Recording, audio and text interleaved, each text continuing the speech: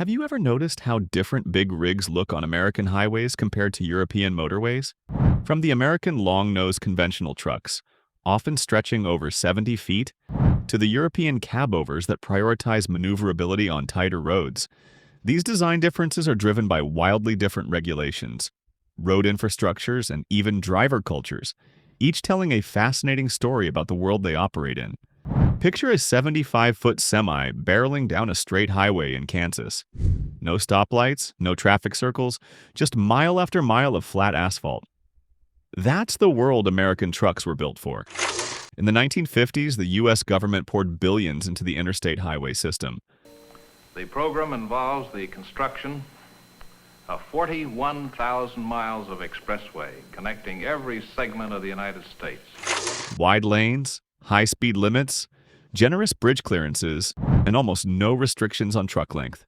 Drivers spent days or weeks at a time on the road, hauling freight across thousands of miles. That's why American trucks grew long and comfortable, with massive cabs, long frames, and smooth rides that could handle the endless stretches of highway. Now imagine threading that same rig through the heart of a medieval village. Stone walls a few inches from the mirrors. A hairpin turn that feels like it was designed for a horse and cart, not a 40-ton truck. That's the reality in Europe. But it's not just 500-year-old towns that make it a challenge.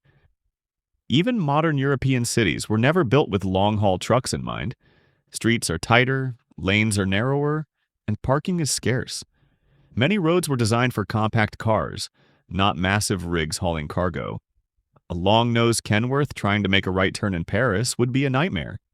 And it's not just the width of the roads, it's the height.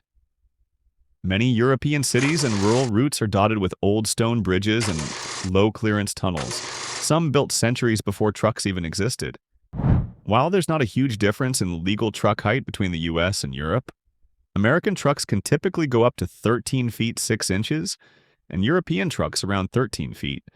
The margin matters when you're threading through tight mountain tunnels or ancient infrastructure.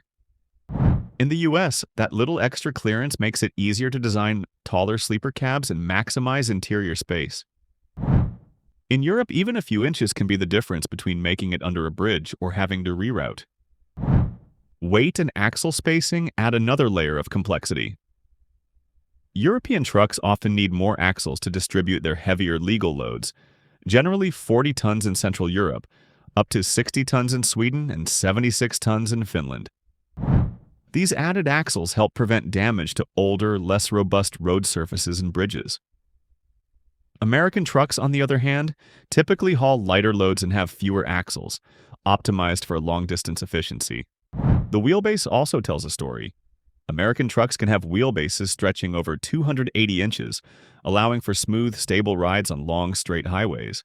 European rigs, constrained by tight turns and narrow streets, keep their wheelbases much shorter, often around 150 inches, to navigate the labyrinth of old European towns. It wouldn't do to have a large truck stuck in the middle of town because it couldn't make a sharp turn.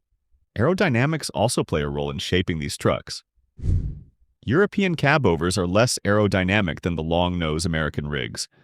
The sloped hoods of American trucks allow air to flow more smoothly over the vehicle, reducing drag and improving fuel efficiency, especially at the higher speeds common on the U.S. highways. European trucks, with their boxy fronts, create more drag, but their design is a necessity born from strict length laws. European engineers have worked hard to improve airflow, adding fairings, side skirts, and rounded edges. But the cab-over shape will always be at a disadvantage compared to the streamlined, long-nose layout of American trucks. Another difference is due to speed limits. In the U.S., trucks can legally run up to 75 or even 80 miles per hour in some states. And while not every truck is built to cruise at that speed, the roads allow for it. European speed limits are much lower, typically capped at 90 kilometers per hour, or about 56 miles per hour, and they're aggressively enforced. Fuel efficiency plays a big role here too. With higher fuel prices across Europe, often double what drivers pay in the US, the focus shifts from outright speed to fuel-saving measures. European trucks are optimized for slow, steady hauls through dense traffic, while American rigs are built for long-distance cruising at higher speeds, where aerodynamic design can significantly improve fuel economy. When American truckers climb into their rigs, they're stepping into a home on wheels. Long-haul drivers often live out of their trucks for weeks at a time, sometimes even months. That's why American 18-wheelers are designed for life on the road. The cabs are massive sleepers stretching up to 12 feet long, with space for a full-size bed, fridge, microwave, TV, and plenty of storage. In rare cases where drivers invest heavily in their rigs, you might even find a small bathroom with a toilet and shower tucked into the sleeper. These setups, like the ultra-large 192-inch sleeper Volvo VNL, are known as super sleepers. A fully equipped Volvo VNL with this kind of sleeper setup can cost upwards of $370,000, more than many homes. This sleeper offers an astonishing amount of space, with features like a kitchen, entertainment system, and even washer-dryer combos in some custom builds.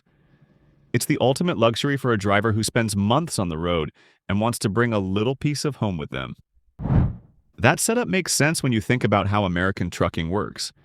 In the US, a lot of drivers are owner-operators. They don't just drive the truck, they own it. It's their livelihood, and it's their home away from home. With federal laws allowing up to 11 hours of driving in a single day, it's not uncommon for drivers to log 3,000 miles a week. Those long stretches on the road mean drivers need a space to eat, sleep, and relax. The big, long-nosed trucks with extended sleeper cabs aren't just for show. They're a necessity for the American trucking lifestyle. For many, the truck becomes an extension of themselves. Custom paint jobs, chrome stacks, polished wheels. Owner-operators especially take pride in having a rig that feels like home and stands out on the highway. The cab isn't just a workspace, it's a refuge. But in Europe, it's a different story. Most European truckers don't live in their trucks the way American drivers do. Their hours are limited to 9 hours of driving per day, and the distances are shorter. Most trips are designed to get the driver home at the end of the day or within a few days at most. European cab design reflects that reality. The cab sits directly over the engine, which saves space and keeps the truck's overall length within strict legal limits. There's usually a bunk for resting, maybe a small fridge, but that's about it. The cab is built for practicality and efficiency, not comfort. It's also important to remember that in Europe, most trucks are owned by companies, not individuals. And with stricter working regulations, those employees are less likely to be driving as many miles as their American counterparts. The company provides the truck, the trailer, and the work. That's why there's less of a focus on personalizing or modifying the truck. It's a tool for the job, not a home. And when you're not spending weeks on the road, you don't need a big, fancy sleeper cab. You just need a place to drive and a spot to rest when your shift is up. When you see a European truck, you might assume its smaller size means it has a weaker engine, but that's not the case. In fact, European rigs often pack more horsepower and torque than their American counterparts. Take the Scania V8. It can produce up to 770 horsepower, while most American trucks max out around 600.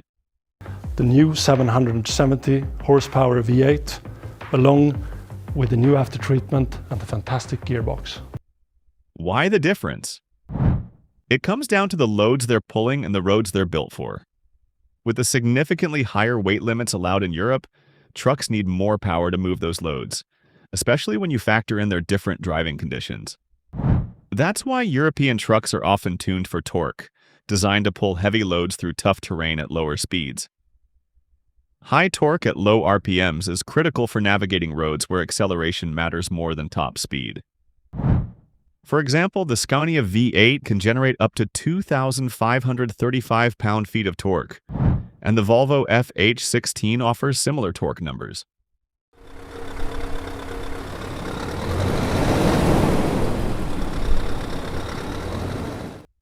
These engines are built for brute pulling power, not for sprinting down highways.